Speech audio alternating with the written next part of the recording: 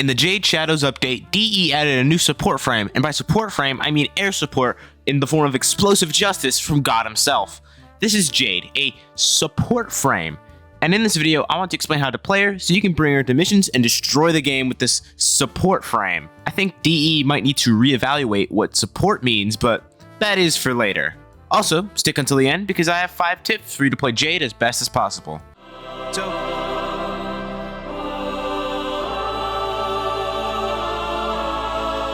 So Jade's acquisition is, or was, just as wacky as her.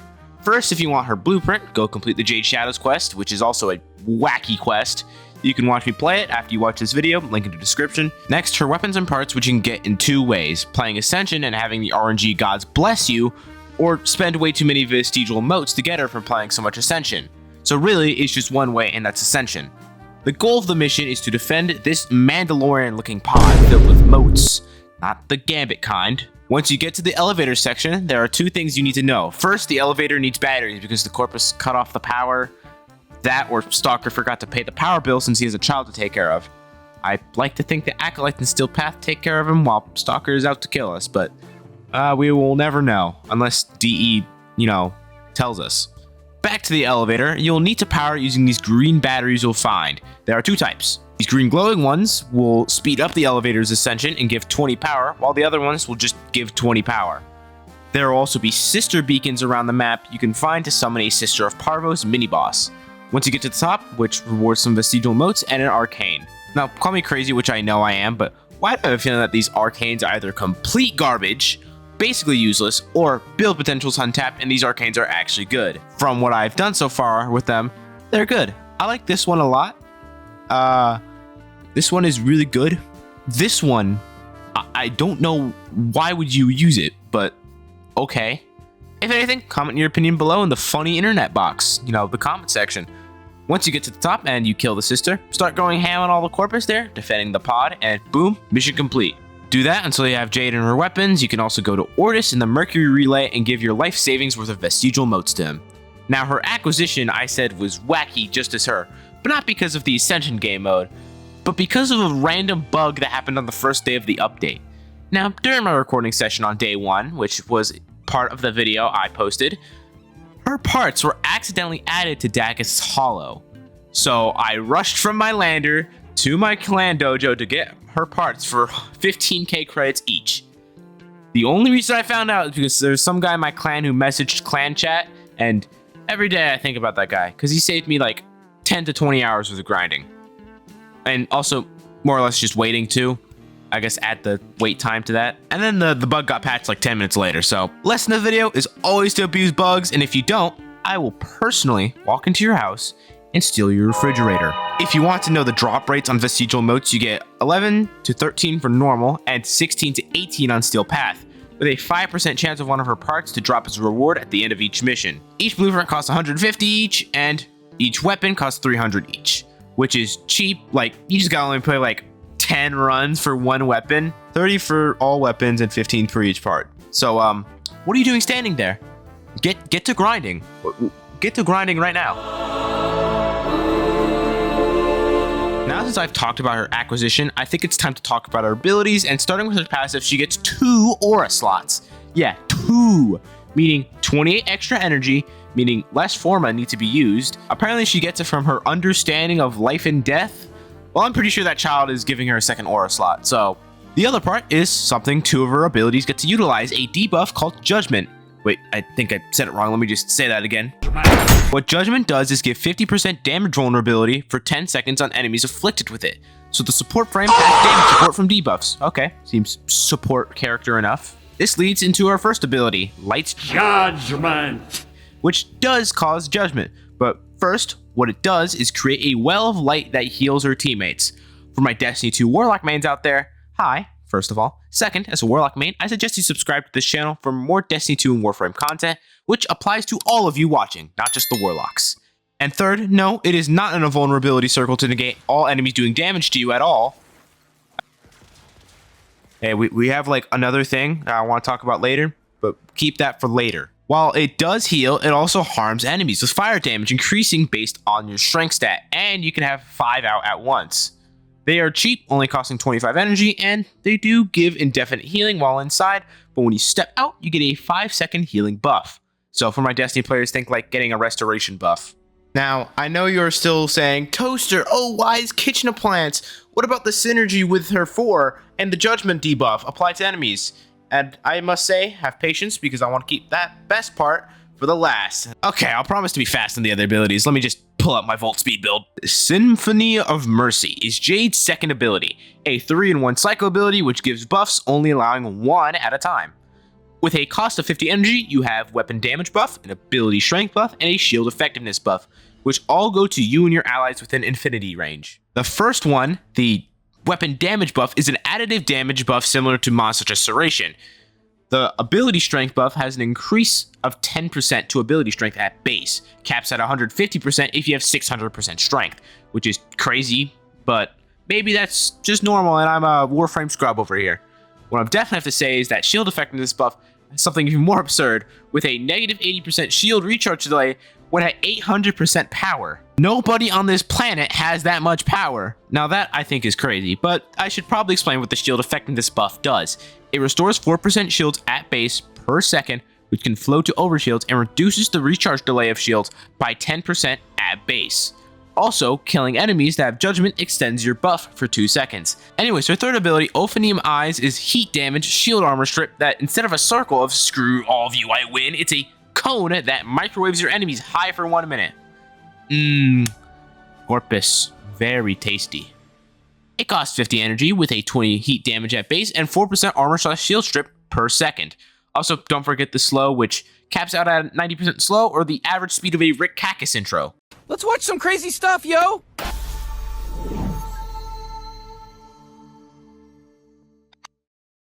What is up, guys? It's your boy, Rick. Decryption can break your heart sometimes. Cactus here, guys. Julian! Just because this is a Warframe video doesn't mean I can make some very funny jokes about Destiny. Of course, Ophanium Eyes is also the Subsume ability, so, you know, the build videos just write themselves. Oh, I also forgot that I can revive teammates at a distance, which is the only thing it loses when it is subsumed to another frame. I don't know why that's the thing it loses, but you know what? Thank you. To add on to that, it can be recast with the press of a button and uncast with a hold. So Jade has a cycle buffs ability and a strip and slow ability that does damage. Still support, but slowly getting a bit not like a support class. A slippery slope is a course of action that can easily lead to a wrong or disastrous action. I'm saying this because I forgot to foreshadow and because of our next ability. Now, the ability you've been waiting for, Glory on High, which on cast makes you IRL want to say, Behold, the power of an angel! It's the holy child between Titania's Razorwing and Mesa's Peacekeepers. The Warframe ability of the ages that channel Jade's exalted weapon that fires heat blasts that come along with a free 20% damage resistance. Why are you guys on the edge of your seats? Yeah, I know there's more, but like, sit back a little bit. For your posture's sake, sit correctly in your gamer chair. Anyways, you can alt fire to explode your judgments for 750 heat damage at base. It also has a 10% chance for judgment on hit with primary fire and a 1.5 empowered range multiplier when enemies are standing in Light's judgment. My next question is, what was DE smoking? Because we were told it was a support frame we were getting, and instead we get air support. We got enemy AC We got that friendly predator missile inbound. We got that. It's a bird, it's a plane, oh no, it's Lockheed Martin! We got that Machine. So, DE, why do we have an aerial win button on a support frame? Please answer, because I know God is angry at me for various reasons. It costs 25 on cast, with a cost of 5 per second channeling, with 25 also required for the alt fire detonation. So the Glory is a moddable exalted weapon that excludes arcane mods, acolyte mods, amalgam mods, and there are no riven mods for Glory. Its base damage is able to be affected by power strength. It is affected by secondary outbursts, so keep that in mind. So in general, just for playing Jade, you'll most likely be using your alt fire a lot, but I think your primary fire does have some strength to it. So that leads into how to play Jade, and by extension, how to build her to, you know, not suck at the video game. First up, you're putting range and efficiency into this build. But what do you think this is, some kind of joke? If I don't see range above 100, I'm dropkicking you back to the start of Warframe. Okay, so two things that I should also mention are the aura slots. If you're using Glory on High a lot, then it's highly suggested that you use Aerodynamic, which gives a reduction in damage of 24% at max, and also recommended to have Aviator in the Excellent slot because dying is for people who touch grass. And you know what we don't do at this channel? Touch grass. The other slot is left for whatever you want. I have Combat Discipline in my build as support and to proc Archon Intensify, but I have heard a lot of people using Growing Power, which I would use if I had it, and it wasn't a pain to get. I don't want to scan plants for 8 hours a day. So remember how I mentioned you're modding her for range and efficiency? Efficiency is self-explanatory. She has a channel ability, a cost energy for her alt fire, and while playing as Jade, you're going to be casting your abilities many times. So having efficiency is just going to, not drain your energy within 0.5 seconds. Range is a bit confusing because her second ability is based on affinity range, and her third range doesn't change the angle, it only just increases the range. That means the only other ability is her 1, which, before you ask why make a bigger healing well, I say, are you paying attention? Because those wells give judgment. And why do I feel as in there's a disturbance in the void? As if a Jade player just pressed their alt fire key.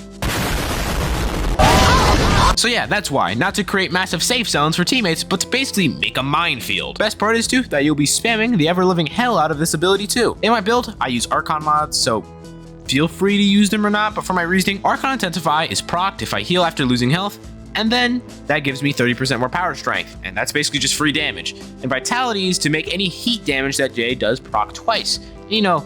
Free damage is free damage. Now Jade here is really good at surviving while grounded. That's a bad example. Like, she's really good at surviving while grounded. Okay, let's just try again. She's really good at surviving. Oh, you know what? Her survivability is hot garbage while grounded. You can use her shield tools on her second ability, and you have healing from her first, and I am going with Archon Vitality, so I do have more health.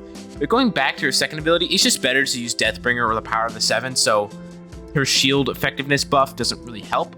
Also to mention, this is when she's on the ground. In the air, she is nigh unkillable. So what can you do to solve this? Well, there's Arcane Blessing, Rolling Guard, Adaptation. I don't know why you're looking at me like that. Right? Supposed to pull out some magic card that fixes your skill issue? I mean, you can use Archon Shards with Topaz Shards being the best option that I've seen recently for Jade if you're running a Blast build to use that bonus that gives you health for each kill with the Blast. Or use this bonus to do a bazillion damage, straight up player like Mesa. The survivability problem really is in your hands, so decide what you want to do with that. I just like using Adaptation or Rolling Guard. I've seen Adaptation work for me the best, so feel free to do whatever. So what you see on screen now is I would say is required in your build, so mods like Stretch, Overextended, Fleeting Expertise, and while I do say required, feel free to move things around. Like if you want more strength, you could just take off Stretch and have Transient Fortitude or Blind Rage. What I am saying here is while you're modding, you're going to go mostly for range and efficiency.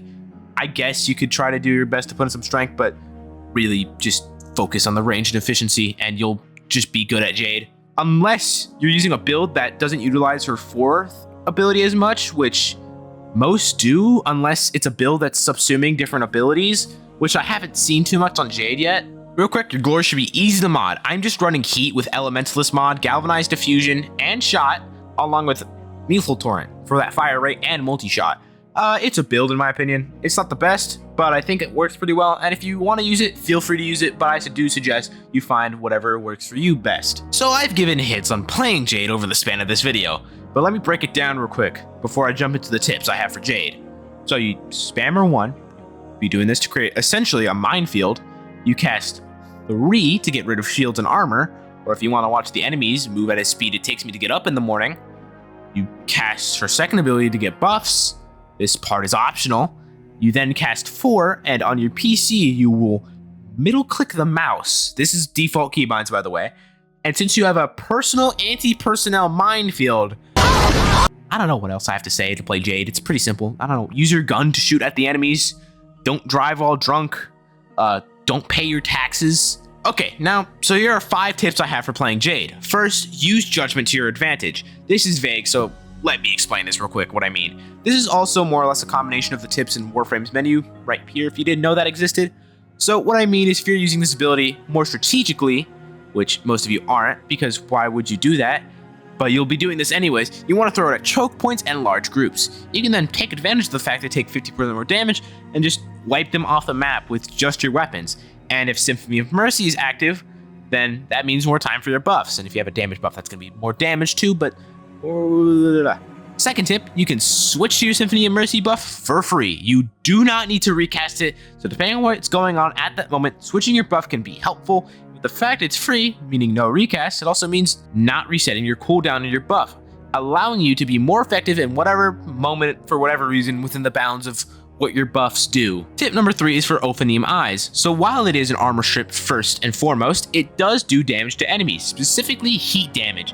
Great for condition overload type mods, as having status does give them more damage, even if it is a small amount of damage, but damage is damage here at Toaster Incorporated. This also works as a great opportunity to use melee afflictions, which when enemies are knocked down, they gain 6 additional stacks of a status. Okay, so the heat procs I mentioned, they're only when the armor and shields break, not just from the damage. I don't know why in-game it isn't explained in the actual, like when you hover over the ability, and is instead explained in the tips box. Why, D? Tip number 4 for Glory on High is cut into 2 halves.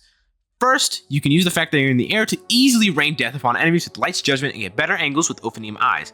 And second, remember how I said she's impossible to kill while airborne? Well, with Glory on High, you do get damage resistance. So using this as a survivability tool in need is great for, not dying. That is, if you have her modded correctly, which again, your best chance of not dying in the air is using Aviator. Now tip number 5 is more of a tip for people who want to have fun, but it does aid you really well in gameplay. I probably already mentioned some sort of way Jade has weapons. You can get them, as does any frame. Unlike other frames, the weapon isn't buffed from playing that frame. Instead, these weapons have a buff that are given when doing an action, which leans into her being more of a support frame, or, violent support. I don't know, she's not really supporting the violence, she kind of is the violence at this point. Her weapons, Evensong, Contear, and Harmony all have bonuses for doing something with that weapon. Evensong kills give a 35% multi-shot buff on kill, Contear gives a 20% increased reload speed buff when the returning blades do damage, and Harmony gives a 30% buff to status duration and heavy attacks condense all damage over time effects. So that last part in Harmony, I had to figure out how the condensing works exactly. So from this clip, what I assume it does is take all the damage that all the procs would do, taking them away, and just doing all that damage, which, while taking me some time to test, I ventured onto the wiki and see I'm correct. Back to the matter at hand, getting all these buffs gives Jade's Ensemble, which doubles those buffs I said earlier, which, besides the reload speed, would affect her 4's primary fire, which is going to help you become an AC 130. Now, this tip section's gone on long enough, and I have nothing else to say about Jade, so this video is about Jade, and while I don't think she's that broken, she's a really good frame, and that is what most people think about her too. She's probably in my top list of frames for her kit and the way you play her, which I explained in this video. So if you found this video helpful, drop a like and comment any feedback about Jade or this video. I'll see you guys when Bungie fixes Gambit.